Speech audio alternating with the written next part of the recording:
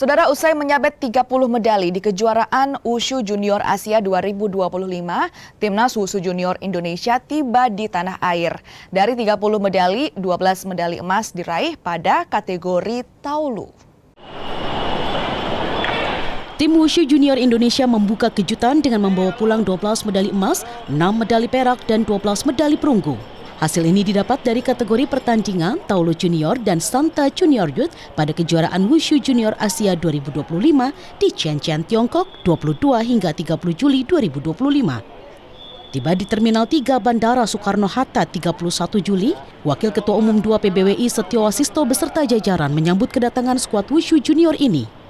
PBWI menyebut prestasi ini merupakan program pembinaan yang berjenjang untuk regenerasi atlet Wushu Merah Putih.